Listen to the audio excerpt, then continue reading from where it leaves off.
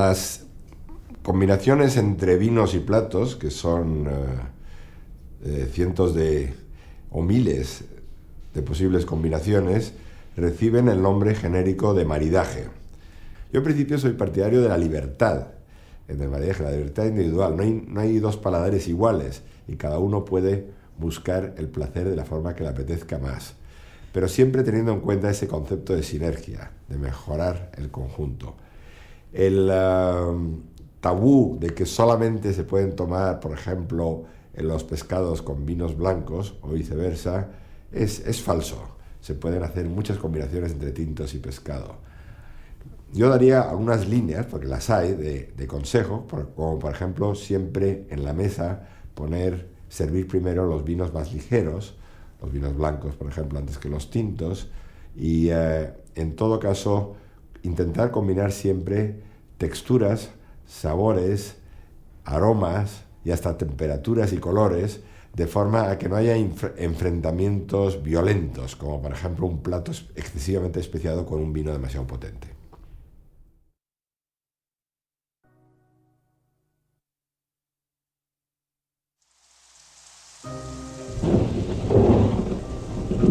He escuchado tantas veces y en lugares bien diferentes que a todo gran vino le corresponde un gran río.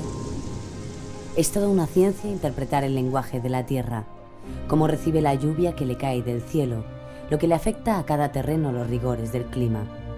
Un vino es resultado de todo eso y de las personas que lo hacen.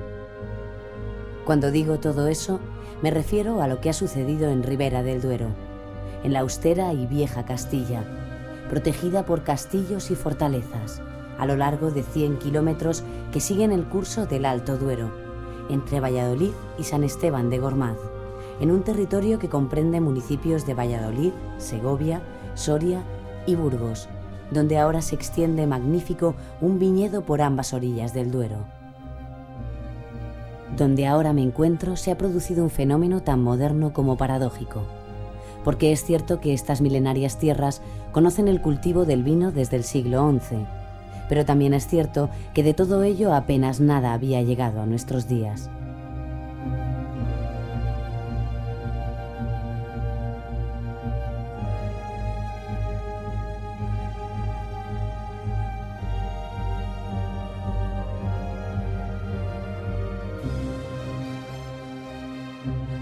La Ribera del Duero era un territorio ajeno al gran comercio del vino, salvo la solitaria y aristocrática bodega de Vega Sicilia. Las viñas se arrancaban para dejar espacio a otros cultivos. Eso pasaba en Ribera. Y aparece el Tinto Pesquera, y llega la fama, y el mundo entero parece descubrir un nuevo territorio. Se establece la moda de los Ribera, el Duero y sus afluentes, sus orillas, sus valles y sus fortalezas. Discurre mi camino entre páramos. Alzo la vista al frente y no tengo pérdida. Diviso un cerro en el horizonte, coronado por el largo y majestuoso castillo de Peñafiel. Semeja a un inmenso barco anclado en la meseta castellana. Permanece digno, recuerdo de la necesidad de establecer una defensa de la tierra. Construido en el siglo X, su estampa vigila el horizonte y todo cuanto se mueve a su alrededor. Peñafiel es el lugar de referencia para la zona, con su magnífica Plaza del Coso. Es medieval y en verano, durante las fiestas, se convierte en plaza de toros. Peñafiel es el centro de una ruta del vino y es una población muy activa, dedicada al negocio del azúcar, del queso y sobre todo de los buenos vinos, caldos que empiezo a conocer. Ver, por ejemplo, que en la fase visual ofrece unas características, como puedes observar, típicas de esos tonos azulados, violáceos, unidos un poco a esos tonos ya cardenalicios del envejecimiento con la madera. A la nariz, cuando el degustador o la persona que está saboreando estos vinos se lo acerque, observará que tiene unos tonos afrutados junto a la presencia de la madera, esa madera sana, esa madera bien cuidada, esa madera que de alguna manera se ha unido, se ha hecho una simbiosis con el propio vino. Y al final, cuando lo lleve a la boca, lo que va a notar en estos vinos tan emblemáticos de la Ribera del Duero es una corpulencia, una estructura, una calidad de vino que le va a dar persistencia, que va a pasar mucho rato saboreando esa madera, esa fruta, esa unión, esa complejidad. Sigo mi camino hacia el castillo, porque bajo sus faldas se ha criado, como quien dice, una bodega. Es Bodegas Protos. Fundada en 1927, cuando 11 agricultores de Peñafiel juntaron sus fuerzas para crear la primera cooperativa de la comarca. Su intención era mantenerse fieles a los métodos tradicionales de elaboración, pero poniendo el sello en el envejecimiento en barricas de roble, algo inusual para la época. Fueron los primeros, o el primero, y eso es lo que significa protos en griego. Sus primeras cosechas fueron premiadas en la Exposición Internacional de Barcelona de 1929. Abrieron sucursales en Valladolid y Santander y acuñaron un nombre que hoy es mítico. Nosotros fuimos los primeros, los pioneros, digamos, tenemos registrada la marca Ribera Duero desde el origen de la fundación de la bodega. Esto quiere decir que la marca se registró en el año 1927 y desde entonces somos nosotros los propietarios de la marca, que cedimos mediante un documento al Consejo Regulador el uso del nombre de Ribera Duero para toda la demarcación, reservándonos nosotros el derecho de seguir utilizando también la misma marca de Ribera Duero como nombre de nuestros vinos. Protos hoy controla más de 400 hectáreas de la variedad Tinta Fino, nombre que se da por aquí a la Tempranillo. Su excelente trabajo en la viña ha obligado a ampliar la bodega, que tiene 1.500 metros de galerías por las entrañas de la montaña del castillo. Un lugar idóneo para la crianza de caldos exquisitos, desde un vino joven con un toque de madera hasta su gran reserva, criado en barricas francesas y que solo se elabora cuando se consiguen grandes añadas. Donde el camino se dirige a Valladolid, es imprescindible el paso por Quintanilla de Onésimo. Semienterrada sobre una colina plagada de viñedos que da paso a un bosque, aparece una bodega de nueva planta. Es Viña Mayor, una casa que puso su primera botella en el mercado con la estupenda cosecha de 1989, al calor de la fama que empezaba a circular alrededor de estas tierras.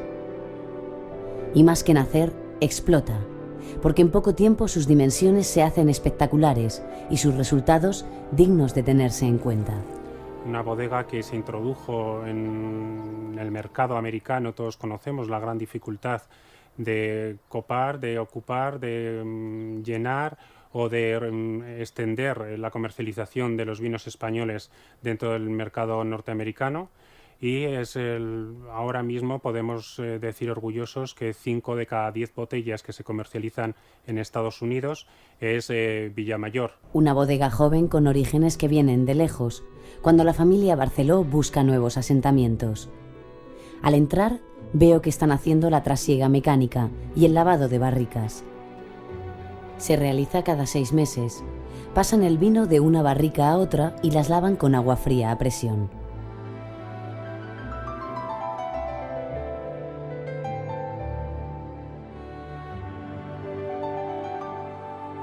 Luego colocan la pajuela con azufre en el interior para desinfectarlas.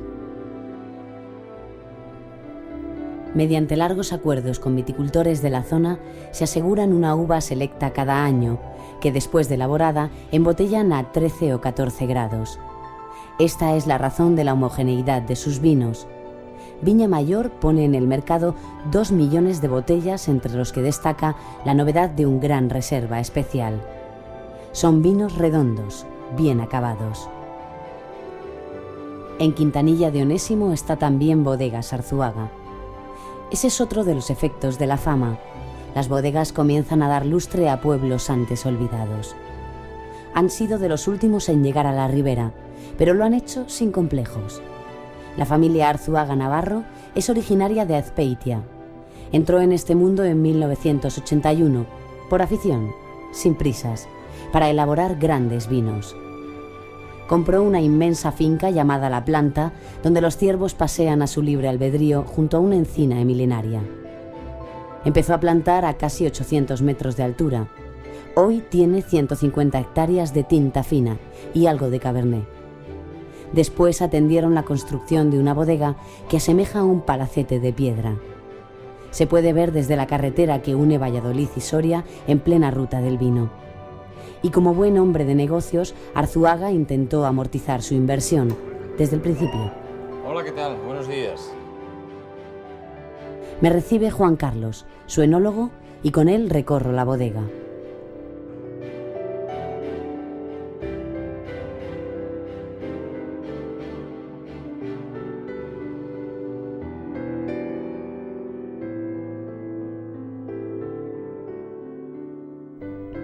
Su nave de elaboración es amplia, diáfana.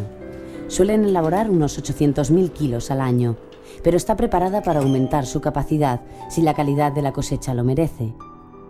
En Ribera de Duero, el viñedo debe soportar los rigores de un duro invierno y heladas primaverales, pero ese frío, en otra época, se convierte en una ayuda para el vino. Se puede trabajar muy bien a ras de suelo y no tenemos grandes problemas a la hora de trabajar.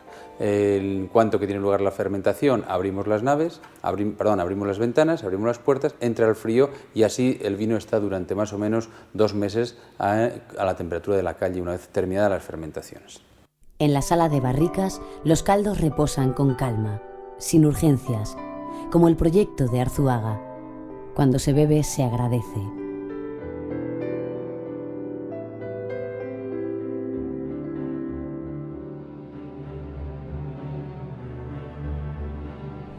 Sigo sin separarme de la orilla del Duero y llego a Pesquera.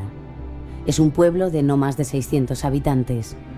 A simple vista no ofrece al caminante demasiadas pistas de lo que aquí se cuece, pero está en todas las guías del vino. Pesquera es hoy sede de bodegas con pedigrí y una de ellas tiene nombre y apellidos. Se llama Emilio Moro. Un hombre que sabe del vino a su manera.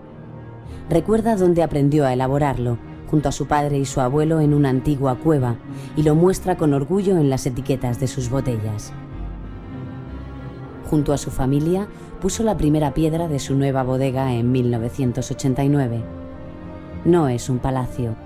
No destaca por sus grandes dimensiones, pero sus 41 hectáreas y sus 700 barricas han sido arsenal suficiente para conocer la gloria en su segunda añada, para obtener una gran expresión tánica. Junto a sus hijos, José y Javier, elaboró su primer vino joven en el 89. Fue una revolución, porque tenía 6 meses de barrica. Sabían de su calidad y se atrevieron a venderlo a 600 pesetas, cuando los demás costaban 300.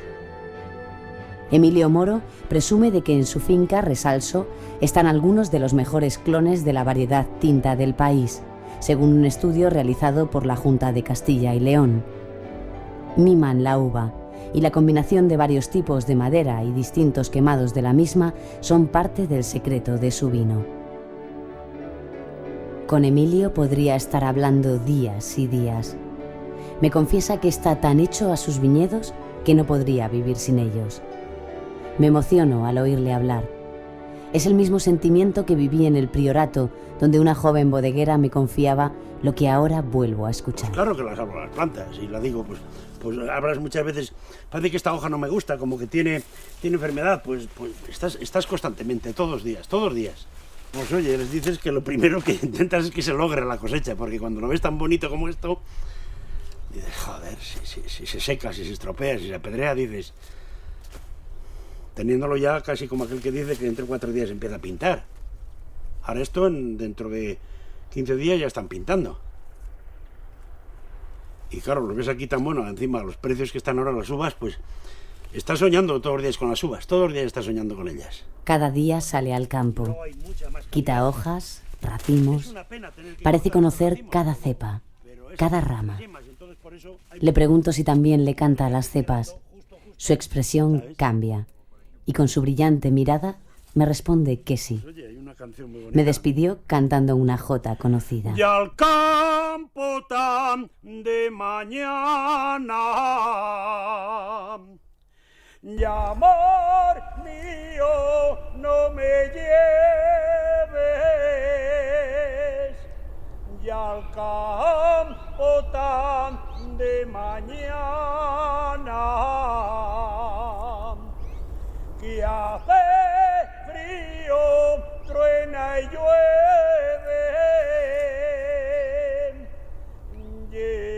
Dejo Pesquera al atardecer pero sigo en Ribera de Duero. Una fresca lluvia mañanera me despierta en la provincia de Burgos. Me acerco a Bodegas Balduero, en Gumiel de Mercado. Es una empresa familiar que se instaló en la zona en 1984, de la mano de Gregorio García y sus hijas Carolina y Yolanda. Cuando nosotros llegamos a esta tierra, la uva no tenía salida y este fue, entre otros, uno de los motivos por el que nos instalamos con una vocación de hacer vinos viejos. Esta antigua bodega, hoy conservada como nave de crianza, es el mejor testigo de la historia vinícola de la zona.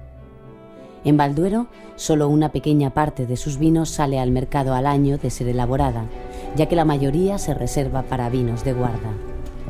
Su larga escalera, gastada por el pisar de tantos y tantos, me indica que la bodega está muy profunda, a una temperatura que no sobrepasa los 13 grados, donde duermen esos caldos de calidad por los que esta familia siente predilección. Por estas tierras burgalesas se aprecia un cambio en el viñedo. Las cepas dan poca uva, no llegan a los 2 kilos, lo cual es bueno para el vino.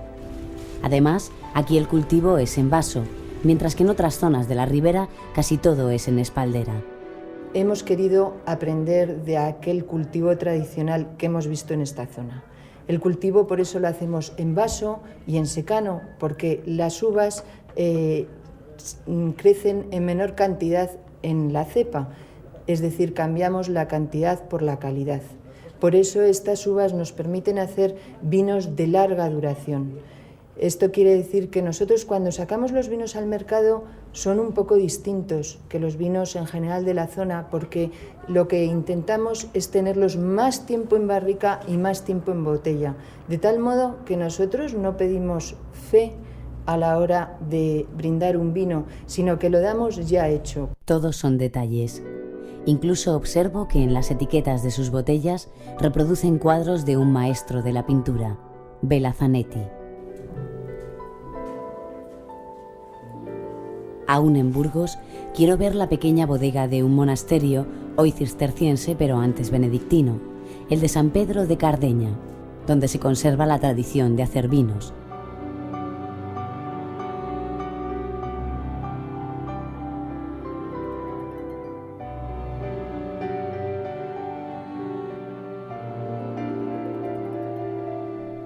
Sabido es que el cultivo de la vid ha perdurado a través de los monjes, y llegando a Valbuena de Duero es posible ver el primer monasterio cisterciense que se construyó en Castilla, Santa María, donde se advierte la reacción de esta orden frente a la opulencia de la de Cluny. Valbuena es parada obligada, porque es la tierra de Vega Sicilia, pero en estos pagos ha nacido otra experiencia como es la de Bodegas Matarromera, una inversión de nuevo cuño y un claro ejemplo de cómo la modernidad no ha podido sustraerse a la tentación de invertir en estas tierras que antaño ya fueron viñedos a cargo del monasterio. Entre las distintas actividades a las que me he dedicado hay una que especialmente es mi pasión, que es el mundo del vino y el mundo de la viticultura. Nosotros somos una familia tradicionalmente viticultora y bodeguera. Mi familia lleva elaborando y produciendo y vendiendo vino pues, de forma ancestral y partiendo pues, desde la época de la fundación del monasterio de Valbuena. Pero hace falta además partir de la mejor tierra, partir de las mejores variedades, del mejor microclima duro, extremo en esta zona, pero sumamente válido para obtener el mayor potencial de esa variedad tinto fino que tan maravillosamente se produce en esta zona. Y claro está, los éxitos de estos vinos tienen su explicación en su personalidad, y esa personalidad nace de su estructura. Me hablan de los taninos, y te preguntarás qué son. Me lo enseñan en Matarromera. En el ollejo de las uvas hay unos compuestos químicos que son los responsables de dar la estructura al vino, es decir, el color, el sabor y los aromas. Cuanto más pequeño es el grano, más ollejo y más taninos. Además están en las pepitas y en el raspón, pero no se utilizan tanto. Las barricas de roble también los aportan, son de otras familias y favorecen la crianza. Las nuevas aportan más. Y de cuidar ese equilibrio es donde parece que los actuales vinos de Ribera están sabiendo dar buena nota. Sigo en Valbuena, donde Ribera del Duero tiene una bodega que es una excepción a la regla, posiblemente a toda regla. Es Vega Sicilia. Si no existiera Ribera del Duero, seguiría existiendo Vega Sicilia. Seamos sinceros, la una no necesitaba a la otra. Vega Sicilia ha llegado al punto en el que sigue sus propios criterios y marca su propio camino. Su creador y gran artífice fue Eloy Lacanda en 1864. Perteneció a su familia hasta 1950. Desde entonces ha habido varios propietarios, hasta que en 1982 pasa a los actuales dueños, la familia Álvarez. La finca, situada en la margen izquierda del Duero, dedica 200 hectáreas al cultivo del viñedo, del que saldrán el mítico Vega Sicilia y el también apreciado Valbuena, quinto año. La mayor parte del viñedo es de tinta fina y un tercio de Cabernet, Malbec y Merlot, variedades que ya plantó el fundador. No quiero caer en los tópicos si hablo de los viñedos de Vega Sicilia. Solo contaré algunos de los muchos que me cuenta Pablo Álvarez, su director. Son cifras y aunque no me gusta entrar en ellas, hablan solas. Hay años que no llegan a coger ni 1 kilo de uva por cepa y solo elaboran Vega Sicilia cuando la uva les satisface. Con las añadas del 84, 88, 92 y 1993 no se hizo Vega Sicilia. Eso supone que en el futuro dejarán de percibir 1.000 millones de pesetas por año no elaborado.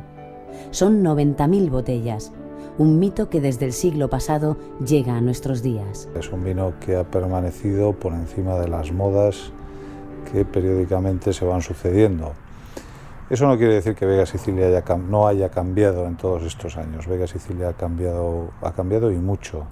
Pero ya vuelvo a repetir que siempre manteniendo esa personalidad, Vega Sicilia sigue manteniendo sus mismos sistemas tradicionales de elaboración. Quizá es un sistema único en el mundo, no digo que sea el mejor, pero sí es nuestro sistema. Y eso se traduce fundamentalmente en que ningún Vega Sicilia sale al mercado antes de los 10 años de haberse recogido la uva. Ya digo que eso es probablemente único, pero el nuestro. Un vino de leyenda que nunca baja de los 13 grados. Solo se podía adquirir por amistad y ahora llega a los clientes directos de la bodega, en su mayoría particulares desde hace 3 generaciones. La lista de espera es larga y la especulación en la calle también, porque nada más salir ya ha multiplicado su precio por 5. La gloria exige tal esclavitud. Estando en Pesquera, me pregunto si es el hombre dueño de su destino. Me lo tengo que preguntar a la vista de la experiencia de Alejandro Fernández, un hombre modesto, carpintero en sus años mozos, trabajador hasta conocer casi todos los oficios del campo. Alejandro Fernández es lo mismo que decir Tinto Pesquera, y es referirse a una de las bodegas que ha revolucionado el panorama del vino español, que marcan un antes y un después. Llego muy temprano, cuando Alejandro abre las ventanas de la bodega para que entre el aire de la mañana. Es un hombre vivaz, inventivo, inquieto. Le gusta pasear por su bodega, jugar con el sistema que inventó para subir y bajar las barricas. Huele, sí, huele su bodega. Dice que el vino es como una esponja. Si hay malos olores, los coge todos. Insiste en ello y me pide que no lo olvide nunca. Nació en Pesquera y creció viendo elaborar a su padre y a sus abuelos. Yo cuando fabrico maquinaria agrícola, pues siempre he dicho, bueno, yo cuando tenga dinero pondré viñas y haré vino. Y así lo hice, pero nunca yo pensé que iba a llegar tan lejos. Ahora es dueño de un imperio en el que ha involucrado a toda su familia, a todas sus mujeres, que son su esposa y sus 4 hijas, cada una de ellas responsable de una parte del negocio. El vino hay que hacerle como se hacía antiguamente los lagares, que es como hoy está intentando todo el mundo sacar todo el color que puede tener el vino, y me parece muy bien que han copiado todo esto y hacerlo lo más natural posible. Y eso ha sido el triunfo de Pesquera. Viajo con él de Pesquera a Roa para ver Condado de Aza. Por el camino, lo que antes era remolacha, ahora son viñedos. Fue fiel a una idea, quizá a un sueño, posiblemente a una utopía, y a ello se puso en los años 70.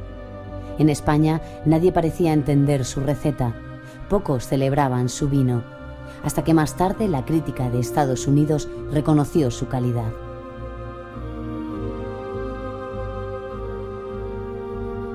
Hoy, Pesquera se extiende por Zamora, por La Mancha, y tiene en Condado de Aza lo que considera la obra más grande de su vida. Una bodega rodeada de viñas, como un chateau, que da un caldo diferente al conocido Pesquera. No es su segunda marca, sino un vino distinto, que según se embotella, se vende para ser criado en casa, mientras que el otro se cría en bodega para ser vendido.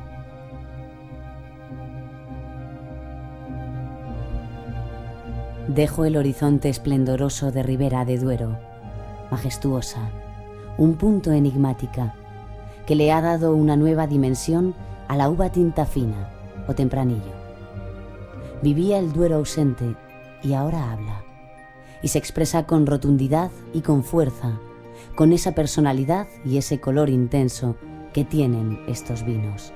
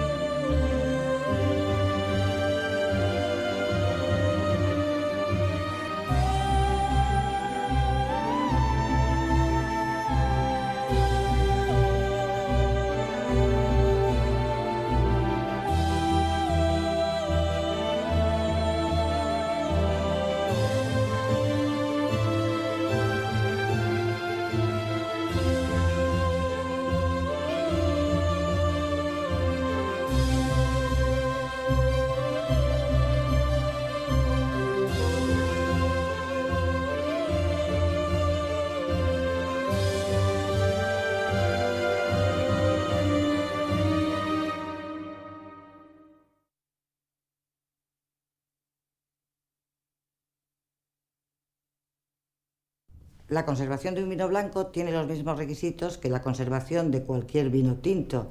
Ha de mantenerse a una temperatura constante, no superior a 18 grados y, si es posible, separado de cualquier fuente de luz y cualquier fuente de calor.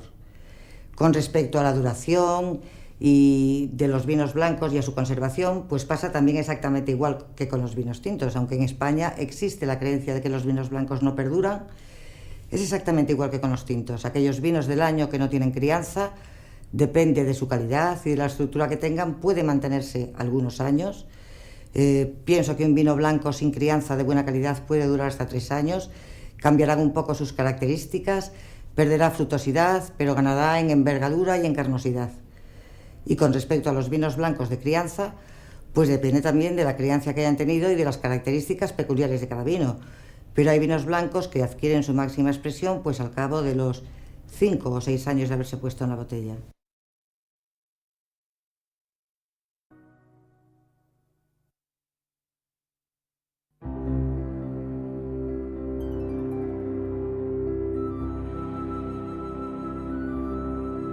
La vieja Castilla, la que acompaña al Duero y sus afluentes, parece haber repartido con un sabio equilibrio todas las caras, los colores y los sabores del vino. Sigo en la provincia de Valladolid y me encuentro con nuevas sensaciones. Dicho de otro modo, me encuentro repartiendo el tiempo entre los blancos de Rueda y los rosados de Cigales. Cigales y Rueda, dos denominaciones que también hacen sus aproximaciones al tinto. La vieja Castilla se ha vuelto emprendedora y quiere recuperar su antiguo esplendor en todos los rincones de su vasto territorio. Entre las provincias de Valladolid y Palencia, en un paisaje llano y aparentemente desolado, bajo un clima típicamente continental, a orillas del río Pisuerga, se extiende una denominación de origen que, habiéndose fundado en el año 1991, hunde sus raíces muchos siglos atrás, cuando la corte española de Felipe II y Felipe III se asentaba en Valladolid y consumía sus vinos. Por aquel entonces cobraron fama unos claretes, hechos en muchas ocasiones de la mezcla de vino tinto y vino blanco.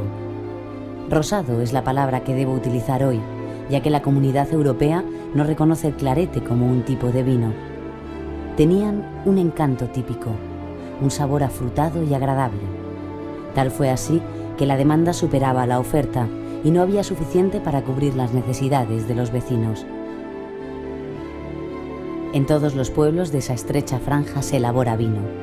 Se dice que cada pueblo huele a él, que todos sus lugareños saben de esta cultura, dominan el vocabulario de su peculiar lenguaje.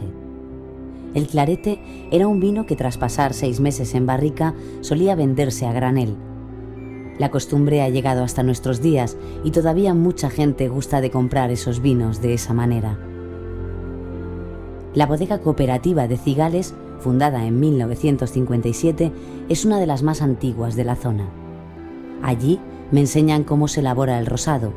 Lo hacen utilizando técnicas actuales, pero quise probar a hacerlo con mis propias manos, para ver ese fenómeno mágico y misterioso que es hacer vino. Se parte de uvas tintas. Ya sabrás que la mayoría de las uvas tintas tienen pulpa incolora como las blancas, y se podría hacer vino blanco con ellas. Así, los primeros pasos son similares a los tintos y blancos. Se despalillan y se estrujan para conseguir el mosto, y a partir de aquí viene la diferencia. Como el rosado necesita coger menos color que el tinto, el ollejo se deja reposar en el mosto solo entre 6 y 12 horas, sin dejar que fermente. En los tintos son varios días, y el ollejo está en contacto con el mosto mientras fermenta y forma el llamado sombrero para que tome todo el color y componentes que contiene la piel de la uva. Cuando el mosto ha adquirido el color rosado que se desea, se retira el ollejo. Es el sangrado. Se deja fermentar y una vez limpio está listo para pasar a barrica o botella. La cooperativa de Cigales asume casi la mitad del vino embotellado de la denominación. En estos momentos se encuentra inmersa en un cambio que comienza en el viñedo y acabará en la construcción de una nueva bodega, una bodega que ya piensa en los tintos. Los rosados siguen siendo de calidad, de una gran calidad, y ahora mismo hay la elaboración de tinto está consiguiendo unas cotas muy altas, dado que tanto las condiciones de terreno como las climatológicas de la zona pues responden a todo lo que es prácticamente Castilla y León y todos sus vecinos, Ribera de Duero, etc. Voy a Mucientes, a ver a los González Lara. Son otro ejemplo distinto porque esta tierra se va llenando de personajes. Llego a través de un paisaje de luceras o respiraderos de antiguas bodegas, testigos de la historia del vino en esta tierra. Parece que son numerosas las bodegas subterráneas. Antiguamente los inviernos eran muy lluviosos y había momentos en que no se podía trabajar en el campo. Entonces los patrones mandaban excavarlas. Los González Lara compraron una bodega en 1978 como por casualidad. Así lo dicen ellos mismos, pero esa casualidad les ha llevado a involucrarse en el negocio. Elaboran los habituales rosados y están empeñados en hacer crecer sus tintos en el mercado, para lo que piden ayuda ante la dura competencia que hay en ese sector. González Lara cuenta las diferencias entre un rosado y otro, pero está claro que le tira el tinto. Concretamente es el que elaboramos como tradicional de Cigales, el color piel de cebolla, anaranjado, salmón. Y que bueno, que pues tenemos un mercado que nos demanda, que es en la parte norte de España, que es donde se han vendido toda la vida, ¿no? Le ves que es un color fino, tiene una gran finura, está brillante, está transparente, el vino está bien. Y ahora, el que más me gusta a mí, el rosado estrella de lo que venimos elaborando nosotros en la bodega, que es ya, ves que tiene unos tonos fresas, frambuesas, rosas, un vino con más cuerpo. En la nariz tiene un aroma estupendo, mucho más equilibrado, más redondo. En resumen, es mucho mejor vino que este otro, ¿no? Pero bueno, nosotros mantenemos esas dos líneas de vinos porque el mercado lo establece así, porque nos parece obvio hacerlo. Ahora mismo hay una moda que es el tinto, es indudable. El tinto está de moda y la gente demanda tinto. Que de aquí a unos años se pasa la moda del tinto y a lo mejor aparece la moda del rosado, pues será nuestro momento. Pero bueno, el mercado nos está empujando a elaborar tintos porque es un poco la salida a toda la zona de Cigales. Cigales todavía tiene trabajo por delante. Una zona que ya elaboraba vinos en el siglo X ha sufrido numerosos altibajos. Fue tierra de tintos con cepas de hasta 80 años y de rosados. Su viñedo mezclaba multitud de variedades.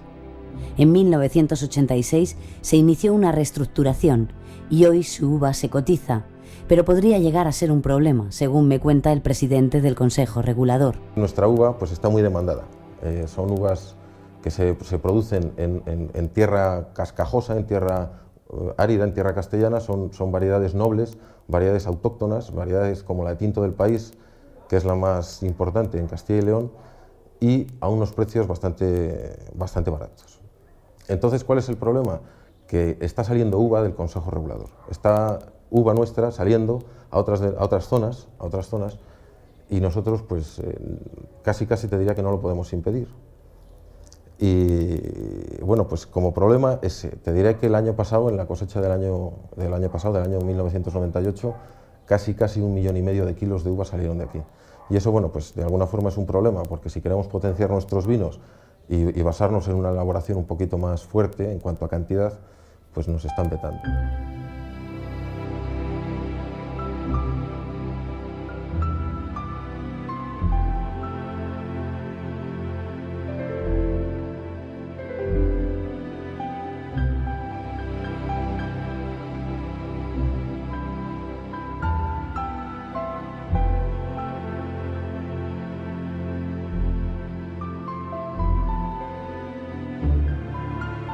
Corcos del Valle es un pequeño pueblo que no llega a 300 habitantes, donde el verano transcurre sin prisas, los días son largos y hay tiempo para todo.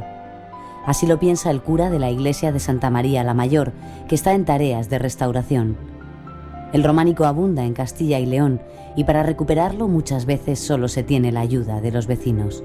Las piedras estas cruces, ayer me decía un señor, entendido un poco más en arte que yo, que posiblemente sean románicas o anteriores, porque él decía que esto a lo mejor en el Cuaternario, que hubo una especie de hundimiento de ese valle y de ahí venía la confluencia luego de los dos valles, el nombre de Corcos.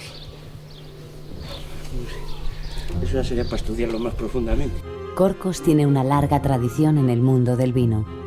En 1919, la familia Salas fundó su bodega. Entonces eran tiempos en que casi todo se hacía a mano. El vino se bajaba en pellejos hasta los depósitos de cemento. Con el tiempo, las cosas mejoraron y hoy, hijos de Félix Salas, se ha convertido ya en una de las sagas familiares de Cigales. Mis padres, mis suegros y hasta mis abuelos, pues hacían vino y a mí me gustaba. Y después, cuando nos casamos, pues yo empecé ya un poco más a comercializar el vino, cada vez más, hasta que el año 89 dejamos la bodega antigua de elaborar, aunque la tenemos todavía allí en existencia, y lo hacemos en esta bodega, y ha sido un poco costoso económicamente, pero con mucha ilusión y vocación que hemos tenido, y gracias a mi mujer y los hijos, pues vamos saliendo adelante con trabajo. Como suele suceder en estos casos, la tradición ha ido pasando de padres a hijos. 4 hijos tiene Félix, los 4 integrados en los diferentes trabajos de la bodega.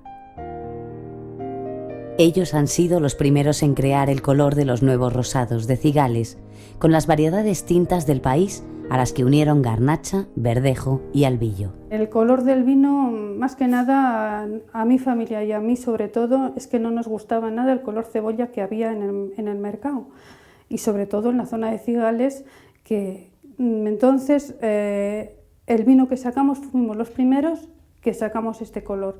Es un vino con un color más rosado, más oscuro, y con un color muy bonito, por lo menos a mí me lo parece, y no tiene nada que ver con los cebolla. Voy hacia el sur, pero sigo en Valladolid. Llego a Tordesillas, ciudad histórica. Allí los reyes católicos firmaron en el siglo XV un tratado por el que España y Portugal se repartían el mundo. Hacia el sur está la denominación de origen de Rueda, con alguna incursión en las provincias de Ávila y Segovia. Son altiplanicies de viñedos que crecen al nivel del río Duero, en terrenos poco fértiles. Se han hecho un nombre por elaborar vinos blancos, criados en madera, muy apreciados en épocas pasadas y que ahora han vuelto a reconquistar su bien ganada fama. Hoy día no se concibe hablar de un vino blanco de joven sin pensar en un Rueda. Y todo ello se lo debemos principalmente a la variedad Verdejo, que es única en toda España y fuera, lógicamente, y que le da una gran personalidad a nuestros vinos. Rueda viene de una complejidad de blancos, en aromas y tonos, que le ha llevado a establecer varias categorías de vinos. El Rueda superior se elabora con un 85% de variedad Verdejo, de tonos amarillo pálido, con reflejos verdosos. En nariz tiene un aroma intenso, del tipo de frutas tropicales, con un fondo anisado que le caracteriza. En boca es un vino con mucha estructura, tiene mucho cuerpo, muy glicérico y un posgusto muy prolongado. Hay uno llamado simplemente Rueda, que es limpio, brillante, de tonos amarillo pálido y pajizos, que debe llevar un 40% de verdejo. Tiene también una buena intensidad aromática, pero los aromas que encontramos son del tipo de la gama manzana verde y alguna nota de heno fresco. En boca se nota su frescura, tiene una acidez importante pero muy estructurada, muy equilibrado. La Seca es un pueblo típico donde la agricultura es el principal sustento de sus habitantes. Agrícola Castellana es su cooperativa y además de ser histórica, pues su fundación data de 1935, es una de las empresas que dan más prestigio a los caldos de Rueda. Sí, hablo de una cooperativa que elabora 7 millones de litros y recibe la uva de varios pueblos que suman 1.500 hectáreas de viñedo. La Verdejo es una uva blanca autóctona, pequeña, con mucha personalidad. Las modernas técnicas permiten descubrir sus nuevas sensaciones. En la elaboración de un blanco, las uvas se despalillan y se estrujan suavemente. El ollejo permanece poco tiempo macerándose en el mosto sin que fermente, por lo que en algunos casos se hace a baja temperatura. De esta manera se impregna de los aromas contenidos en la piel de la uva. Una vez separada la parte sólida, se prensa. Ya limpio de impurezas, se le permite fermentar mientras se asientan las lías, que serán retiradas al cabo de unos días. Serrada es un pueblo de no mucho más de 1.000 habitantes, un pueblo donde las huellas del vino se pasean por todas sus casas. Está rodeada de vides y de campos de cereales, pero es el fenómeno del vino el que ha permitido salvar la economía local. Su ayuntamiento quiso reconocerlo y hace 10 años puso en marcha su proyecto Cosecha para unir el arte y el vino. Lo puedo ver en lo que denominan Paseo del Arte. Un artista presenta un boceto de una obra y cuando se aprueba se desplaza al pueblo para trabajar. El ayuntamiento corre con los gastos de manutención y materiales a cambio de que deje allí su obra.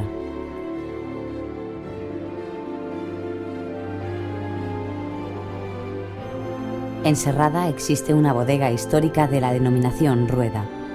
Su nombre es Hijos de Alberto Gutiérrez, enclavada sobre una antigua casa de labranza que data de finales del siglo XVII. Sus galerías son el mejor testimonio de lo que ha sido el vino en estas tierras. Algunas tienen más de 1 kilómetro.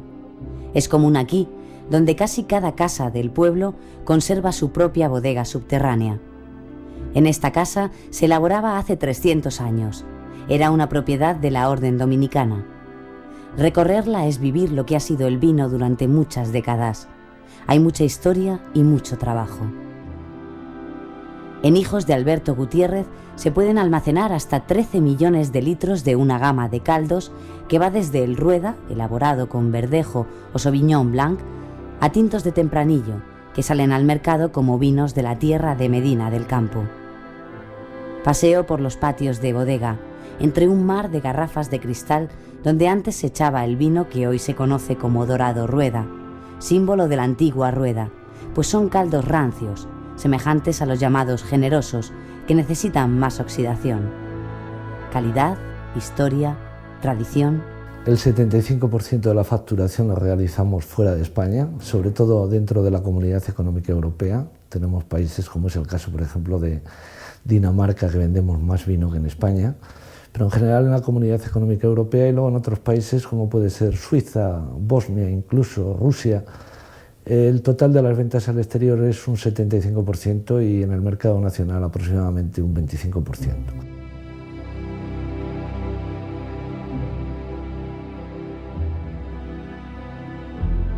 La histórica iglesia de la Asunción me indica que estoy en Rueda. Al entrar me sorprenden las magníficas casas priorales de los siglos XVII y XVIII. Nada más llegar, una lugareña me cuenta una parte de la historia de esta rica villa. La ermita del Santo Cristo se hizo con los donativos del vino. Iban echando en una cuba vino y luego se hizo la ermita. Y todo ha sido con cosas del pueblo. Y Rueda es pueblo de pan y de vino. La villa de Rueda, que no es pueblo, que es villa. Me hablan de historia y quiero seguir en ella. Lo voy a hacer recorriendo la zona antigua de la bodega Vega la Reina, una casa que lleva casi 40 años en el mercado, pero muchos más elaborando con otros propietarios. Empiezo por el antiguo lagar, al que consideran la joya de la corona. Están en pleno proceso de reconstrucción, ya que ronda los 4 siglos. Les gustaría poder elaborar al menos una vez al año en ese lagar. Facundo recuerda cómo se trabajaba en él antiguamente. Esta piedra es el contrapeso de la vega, porque cuando se mete la uva en aquel lado de la parte de atrás, agarraba así, daba la vuelta y venga vuelta así, alrededor, hasta que bajaba la piedra para abajo y entonces marchaba la uva de la parte de atrás de la lagareta. En Vega la Reina sienten pasión por la verdejo. Sus vinos ofrecen sensaciones distintas cada año. Me dicen que es algo extraordinario. Los comentarios dicen que fue introducida en la zona de Rueda por los mozárabes y que incluso en su primitiva plantaciones era tinto. Por eso el verdejo, cuando nosotros lo catamos, lo metemos en la boca, primero vemos en nariz que es un vino afrutado, que tiene muchísimo aroma, pero luego se nos queda una estructura en boca que si nosotros cerramos los ojos creemos que es un tinto. Según los historiadores parece que es debido a esto, a que en siglos anteriores esa variedad era tinto y a través del tiempo se ha convertido en blanco, con lo cual le hace un blanco prácticamente imbatible en España y yo creo que en el mundo. En la bodega gustan de meter el vino en cubas de 6.000 litros. Allí reposa antes de pasar a botella. Me dicen que así sabe distinto. No va a coger sabor a madera y no saben si es por la situación de las cubas, pero lo cierto es que tienen razón, sabe distinto.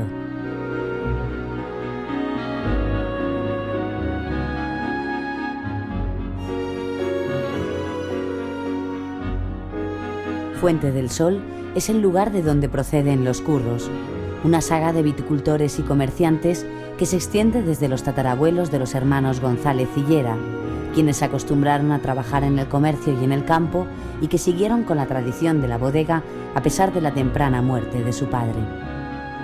Los curros es el apodo por el que se les conoce, costumbre típica en los pueblos. Viene desde la época de los abuelos de Jesús González, actual propietario. Podríamos decir que la historia de su éxito comienza hace 25 años, cuando envían un vino blanco a un concurso que se celebraba en Italia y les dieron una medalla. Por esa época se instalan en Rueda y como buenos expertos en la zona empiezan a llegar a una serie de acuerdos con los viticultores de la provincia para adquirir su uva. En el año 1982 empezamos a hacer el tinto Higuera, que es el primer vino de crianza que hacemos nosotros embotellado.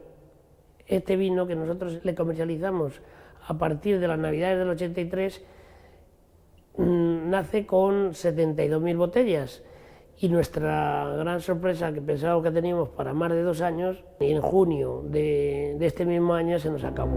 En la elaboración de lillera utilizan la tinta fina de cigales y de rueda que aporta elegancia, junto con la tinta de toro que le da cuerpo, taninos y una carnosidad característica. Los curros están en rueda, pero su vino más representativo, Hillera, se comercializa como vino de mesa al utilizar variedades no autorizadas en la denominación de rueda. Hay vinos que se redescubren con el tiempo, y en ese fenómeno tuvo mucho que ver la experiencia de una firma clásica de Rioja, Marqués de Riscal. La bodega riojana creyó oportuno, llegado el momento, a principios de los 70, iniciar una aventura con los vinos blancos. Tras 2 años de experimentación y siguiendo los consejos del prestigioso enólogo francés, el profesor Émile Pinot, decidió instalarse en Rueda. La intención de la casa era crear un vino joven, fresco y afrutado. Resultó una apuesta arriesgada porque parecía ir a contracorriente. La experiencia fue un éxito y marcó una pauta por la que se guiaron todas las bodegas de Rueda. Introdujo la plantación en espaldera y supo condicionar el verdejo a otras variedades nobles, como el Sauvignon Blanc. Un paseo por sus viñedos, los mayores de la zona, cepas plantadas a finales de los 80, reafirma lo que hasta ahora he oído por todos los sitios. El vino se hace en la viña. Si cuidas una variedad tan versátil como la verdejo, podrás envejecer sus vinos en madera como todas las buenas. Los jóvenes afrutados serán deliciosos y te permitirá conseguir un espumoso como hacen muchas bodegas de la zona. Riscal, aquí llamado Vinos Blancos de Castilla, marcó el camino a seguir y en la última década duplicó su producción anual, que pasa de los 2 millones de botellas. Principalmente el gran mercado del mundo es Estados Unidos, y ahí pues, bueno, nuestros grandes competidores pues son los vinos chilenos, que están sacando unos vinos muy decentes y muy buenos y a precios mucho más baratos, porque ahí la mano de obra es mucho más barata, los vinos australianos, sudafricanos, neozelandeses, argentinos, uruguayos. Entonces son nuestros grandes competidores. Claro, el precio en el mercado exterior, el precio del blanco es muy sensible, así como el tinto aguanta lo que sea, o puede aguantar un porcentaje mayor de subida, el blanco es súper sensible. Aparte tienes que estar compitiendo con unos vinos que la relación precio-calidad es muy superior a la tuya, porque van a unos precios muy baratos. Y este es el tema comercial. El anochecer en Castilla es claro. El sol se oculta en un horizonte diáfano. Dejo estos lugares conscientes de que Castilla ha salido del olvido. Su altiplano se ha convertido en cuna de tintos, blancos y rosados. Algunos se han hecho ya un hueco entre los grandes, otros trabajan con un objetivo en el horizonte. Castilla, en otros tiempos el granero de España, es ahora una tierra del vino en toda la extensión de la palabra.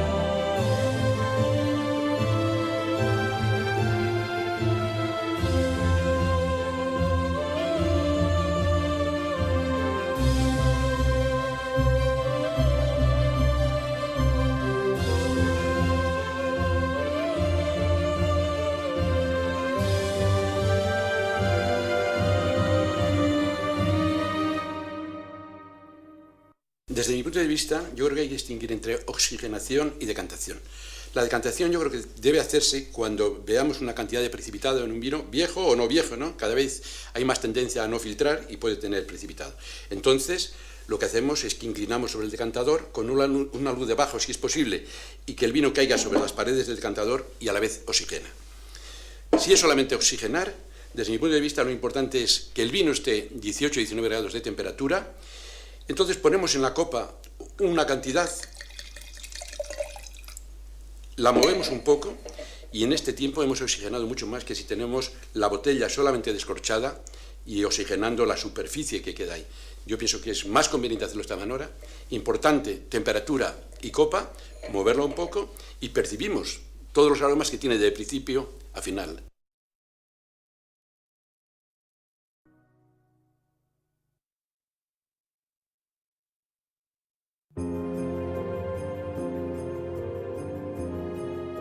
Donde Castilla es León, donde Castilla se parece a Galicia, al norte, dejando atrás el Duero y recibiendo al río Sil, está la comarca de El Bierzo.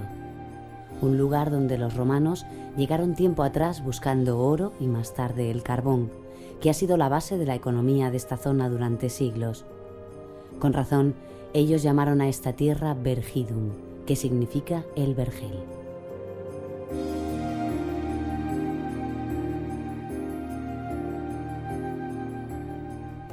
Pero donde el Bierzo deja las montañas, en una amplia depresión salpicada de algún que otro valle, la minería se transforma en agricultura y los viñedos reciben por un lado sol y por el otro lluvias propias de las áreas atlánticas.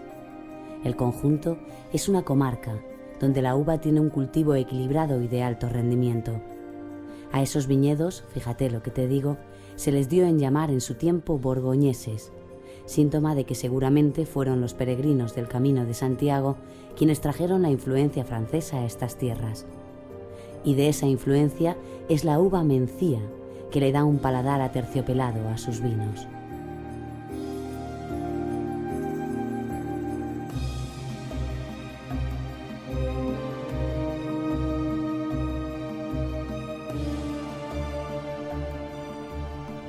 El vino en el camino. Eso es también el Bierzo, donde son constantes los vestigios de tiempos de esplendor y gran actividad. Castillos de los templarios como el de Ponferrada, que guardaban a los peregrinos.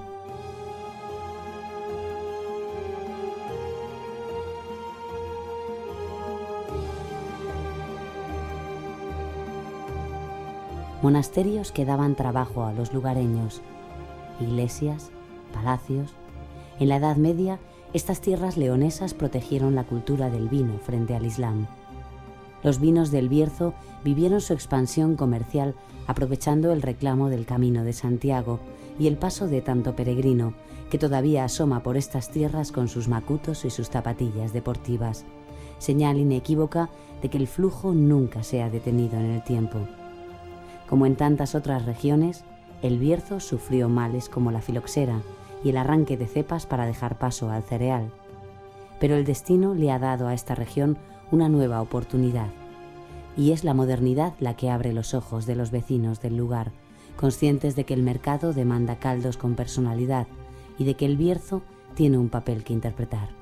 Nuestros vinos, sobre todo los vinos tintos, se nutren a través de la variedad mencía, que ocupa el 65% de la uva de producción del Bierzo.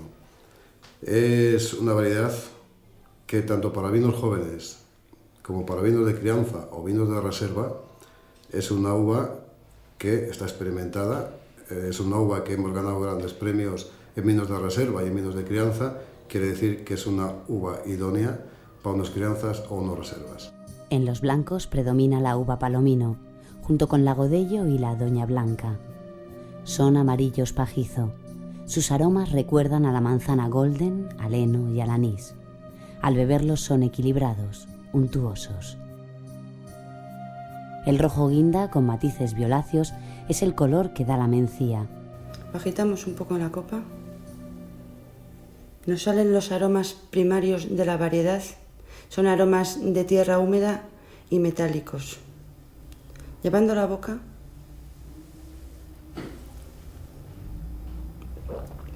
se nota que es un vino muy equilibrado, con bastante cuerpo y estructura, bastante bien de acidez, pero a la vez es ligero, y eso indica que es un vino para consumo rápido, es un vino joven. Con el paso del tiempo y el discurrir de los kilómetros, adquiero la seguridad de que detrás de cada vino está la madre naturaleza modelada por el hombre. Y a esos hombres se les da en llamar criadores, un término que tiene su sentido. Si alguien ha llegado a este negocio de una forma peculiar, Ese es José Luis Prada, un tipo que se sale de la norma. Tanto es así que el nombre de su bodega se sale de los cánones. Se llama Prada a Tope. Es el lugar de referencia en la zona y una parada obligada para los peregrinos del Camino de Santiago, a los que regala vino y empanada.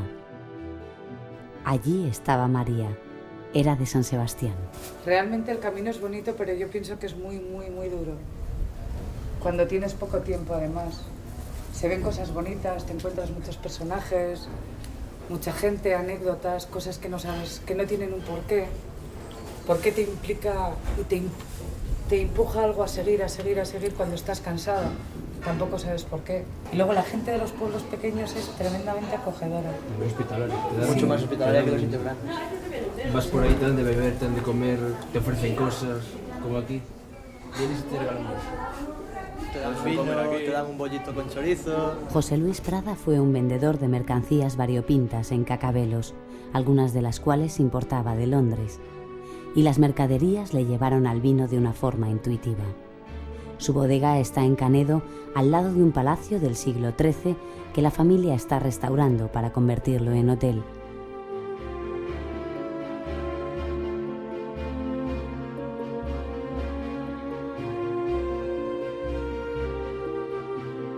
Al frente de la bodega está Ada, una de sus hijas.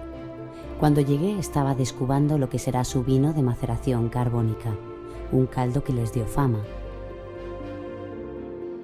Es curioso, Ada no quería estudiar enología, pero acordó con su padre que lo dejaría si no le gustaba al acabar el primer curso. Ahora es su pasión, y desde 1994 es quien elabora en la bodega. Ante un buen botillo, padre e hija porfían, como hacen frecuentemente, sobre las cosas de la bodega. Les pillo en plena acción. Elaboramos en la bodega pues muchísimos tipos de vino: blanco, rosado, tinto joven, maceración carbónica, crianza, reserva, champrada. La ventaja que tengo es que en la bodega es muy curiosina, es una bodega en acero inoxidable, con equipo de frío, una bodega de libro, entonces puedes hacer lo que quieras. Y además tengo la facilidad de que mi padre me deja hacer lo que me dé la gana también, o sea, si yo tengo una idea, pues la hacemos. Y si él tiene una idea, pues yo se la hago a él, o sea, nos compenetramos los dos así y ya está.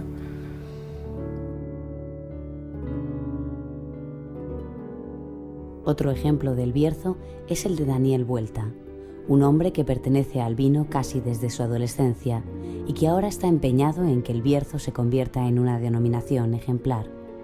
En Villafranca adquirió el Palacio de Arganza, que data del siglo XV, para reconstruirlo y hacerlo sede de una de sus bodegas después de que fuera destruido por un incendio en 1979.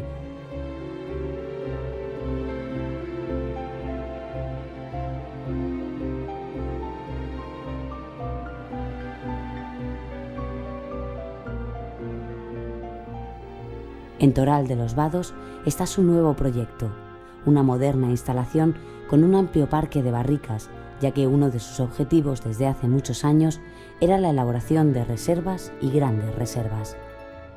Daniel Vuelta es un hombre emprendedor que se las ha ingeniado para comercializar los vinos de la región en el extranjero. Tanto será que dicen que logró que fuera uno de los favoritos de Fidel Castro. El mundo de las cooperativas es básico en la supervivencia del viñedo berciano. 2000 socios forman Vinos del Bierzo, en Cacabelos. Se creó en 1963 y son los mayores productores de la provincia. La masa social, que representa, como decíamos antes, unos 2.000 viticultores, tiene una media aproximada de media hectárea por viticultor, pero viene a desempeñar esta bodega una importante masa en cuanto a existencia y subsistencia del viñedo en la comarca, puesto que desde casi los 35 años que llevamos de bodega cooperativa, si no hubiera sido por esta, naturalmente quizá el viñedo en el Bierzo pues no existiría. Se sienten orgullosos de sus elaboraciones, en especial de sus crianzas y sus reservas de mencía, una uva que valoran y sobre la que me dicen que le han cogido el tranquillo.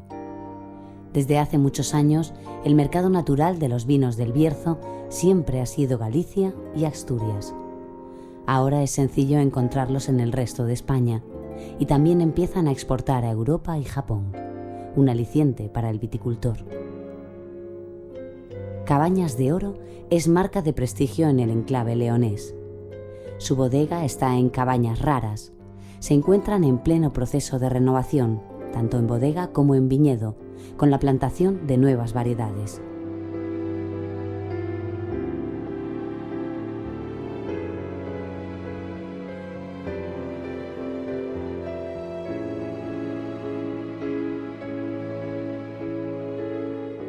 Bajando hacia el sur, vuelvo a encontrarme con el Duero, un río que me sigue deparando sorpresas. De pronto se me antoja inagotable el caudal de riqueza de esta tierra. Esto es Fermoselle, provincia de Zamora, Arribes del Duero y Tormes. El pueblo está excavado sobre bodegas familiares. Son de los siglos XVII y XVIII, algunas con calados de sillería de piedra. Castilla y León es actualmente una región prolija en vinos y variedades hasta el punto de que ha tenido que admitir la denominación vinos de la tierra para ir dando entrada a lo que se está elaborando en algunas de sus 7 provincias. Son vinos que datan de antiguo, que reclaman su derecho a existir, que se reparten en pequeñas zonas geográficas, que utilizan variedades autóctonas dignas de ser tenidas en cuenta. Tal es el caso de Arribes del Duero, un lugar situado al suroeste y noroeste de las provincias de Zamora y Salamanca, en la arribada del río Tormes con el Duero, donde marca la frontera con Portugal. Las huellas del vino datan de los tiempos fenicios. Es una zona de bancales, por aquí llamados paredones. Se hacían para sujetar las cepas y que el agua no se las llevase hacia el río. A diferencia de otras zonas de Castilla, su clima es más bondadoso. Dicen por aquí que milagrosamente mediterráneo. Su uva, la Juan García, es de gran complejidad. Infunde a sus vinos cuerpo, finura y longevidad para ser tratado en crianzas. Destacan otras uvas autóctonas, sean la Malvasía para unos blancos de intensos aromas o la Rufete, también de matiz aromático.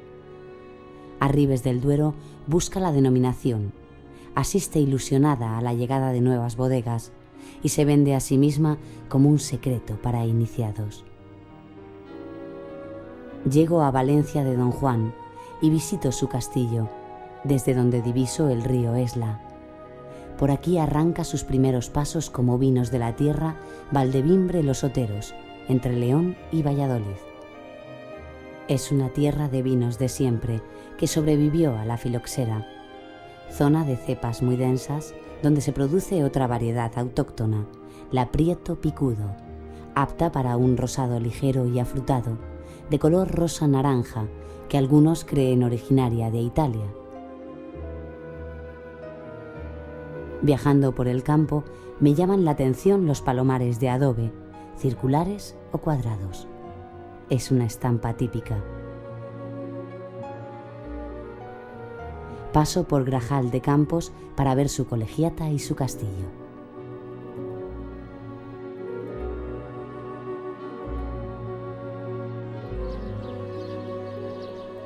Las elaboraciones tradicionales se basan en la aguja, por eso a los vinos de León también se les llaman vinos de aguja de León. Cuando se prueba, da el clásico picorcillo en la lengua que caracteriza a los vinos de esta comarca. Nuestro objetivo es conseguir unos vinos que el consumidor pueda reconocer en cualquier sitio sin necesidad de ver la etiqueta. Es decir, vinos que se caractericen por el color, por su aroma, por la aguja característica y que sin necesidad de ningún tipo de comentario el consumidor pueda decir: este vino es de León. Los vinos de la tierra se reparten por toda Castilla. Cebreros, al sur de la provincia de Ávila, de tintos robustos y de elevada graduación. Medina del Campo, entre Valladolid, Ávila y Segovia, con vinos jóvenes y crianzas. No me olvido de Ribera de Arlanza, en la provincia de Burgos, o de los de Zamora. Llegando a la ciudad de Toro, a cuyos pies discurre el Duero, mis sentidos entran de lleno en la Edad Media. y entran con todas las consecuencias. Sus calles, lo que queda de sus murallas, sus monumentos, han sido testigos de enfrentamientos fratricidas entre aspirantes al trono de Castilla y al trono de León. Y es en Toro donde Fernando, tras la muerte de Isabel la Católica, convoca las célebres cortes en las que se leyó el testamento de Isabel, en el que se proclama a Juana reina de Castilla y León. Huellas de toda esa intensa historia son sus monumentos, como la Colegiata de Santa María la Mayor, sus innumerables iglesias, sus 5 monasterios, sus casas blasonadas y sus palacios. Aquella intensidad propició que los vinos de esta región se comercializaran entre los reinos de Castilla y León. Su calidad quedó plasmada en numerosos documentos y elogiada por escritores como Lope de Vega y Góngora. Cuento aquellas historias porque el vino de Toro ha llegado a nuestros días como una herencia del medievo. Me lo contaron en Covitoro, la cooperativa de la ciudad hacia donde me dirijo ahora. Eran aquellos caldos alcohólicos y rudos, tan bien armados que cuentan muchas crónicas de su poder medicinal y alimenticio. Por entonces se decía aquello de que tomando vino de Toro, más que comer, devoro. Alcanzaban sin dificultad los 16 grados y su rotundo color daba la impresión de que podían ser masticados. Esa personalidad pareció ser su desgracia cuando el mercado puso su atención sobre vinos más ligeros, quedando los de Toro para pasto de granel como una manifestación hasta cierto punto peyorativa de vino antiguo. Sin embargo, ese carácter fuerte se ha convertido en su sello de identidad para el Renacimiento que ahora vive. Esta zona de Toro y la denominación de origen Toro, tenemos 3 vinos que son en blanco, rosado y tinto, ¿no? La vendimia se hacía antes, sobre el 12 de octubre, y entonces se conseguían aquellos vinos gruesos y densos y demás. Sin embargo, ahora mismo pues estamos entre el 10 y el 15 de septiembre, o sea, unos 30 días antes.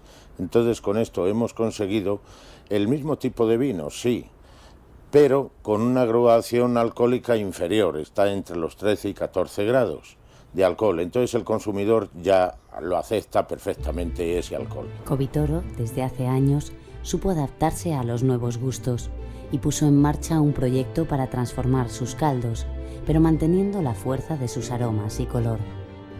También elaboran crianzas y reservas. Se sienten orgullosos de su uva tinta de Toro, que ofrece suficiente extracto, taninos y materia colorante como para ser envejecida en barricas de roble americano.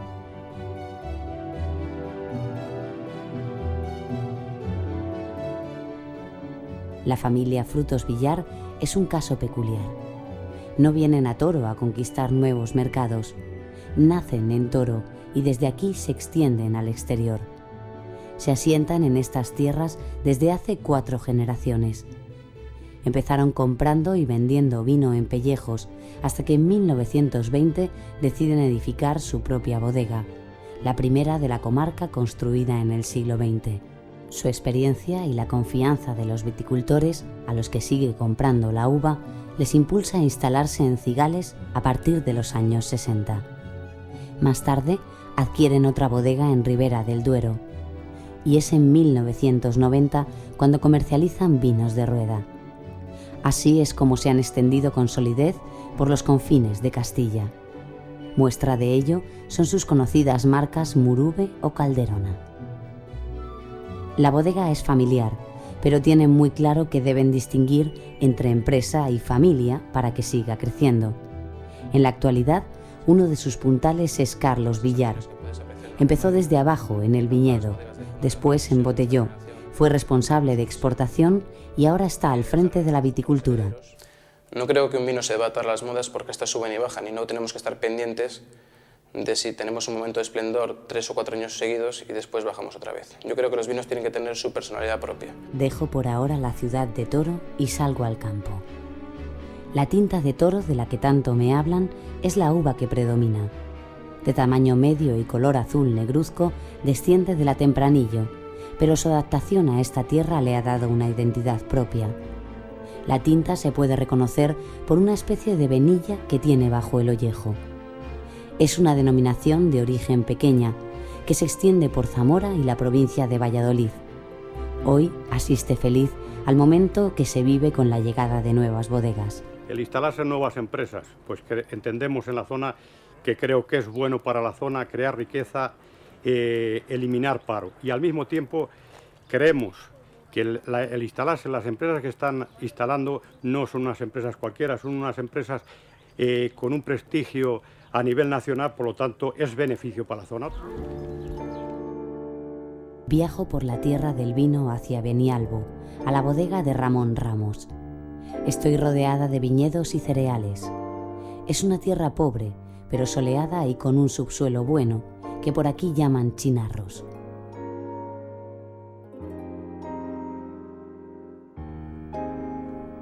La bodega de Ramón Ramos es pequeña para lo que acostumbro a ver, pero me encanta porque es el resultado del esfuerzo de este hombre intuitivo. 38 años elaborando vino le contemplan, con la única ayuda de su hijo desde que era estudiante de enología. Lo hacen todo ellos solos.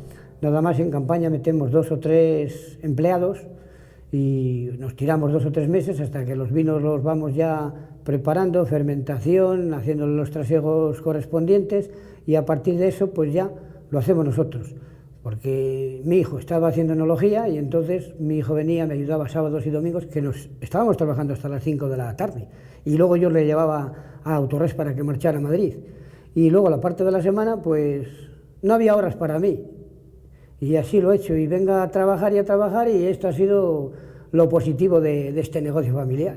Ramón Ramos elaboraba graneles, pero cuando en 1987 se constituyó la denominación de origen Toro, tuvo la buena idea de guardar vino para criar en barricas, para elaborar crianzas y reservas. Fueron años difíciles, cuando apretaban los créditos, pero supo esperar. Poco a poco amplió su bodega y reconoce que mereció la pena. Ahora, además, le ayuda a su otro hijo, y Ramón Ramos es hoy un claro exponente de lo que está empezando a significar el vino de Toro. Un hombre modesto y contento de que otras bodegas se instalen en esta tierra. Sin embargo, la revolución que se está produciendo en Toro tiene mucho que ver con Manuel Fariña y su bodega, fundada por su padre, un hombre de Zamora, de Sanabria, a quien un compañero de la mili recomendó venirse a Casaseca de las Chanas, a 30 kilómetros de Toro, que así de casuales son las circunstancias de la vida. Así que llegó, compró unas viñas y aprendió a elaborar. Su primera cosecha fue de 1.500 litros. Después construyó su primera bodega.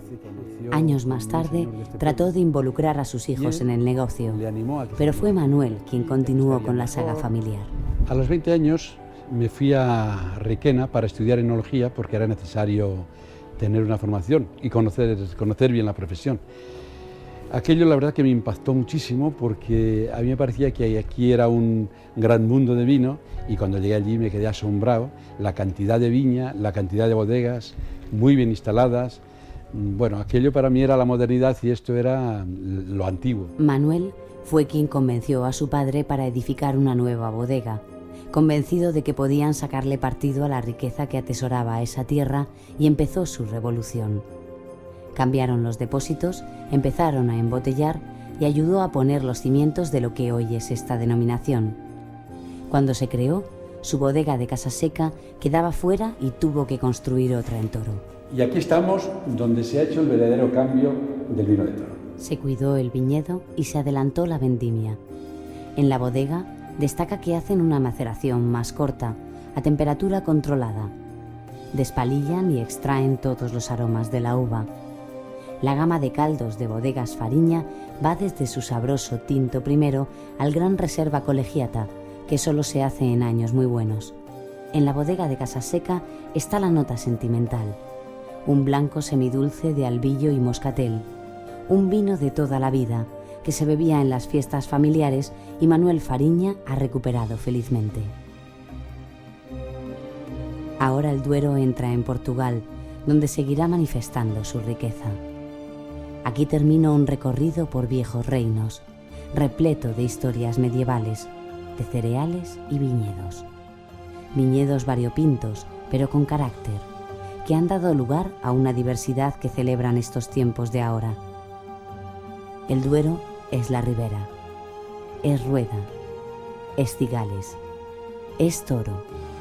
Son los vinos de la tierra, de esta tierra continental, austera y de austeridad en sus gentes. El Duero deja así su sello en el mapa de España, un sello que ya no ofrece discusión.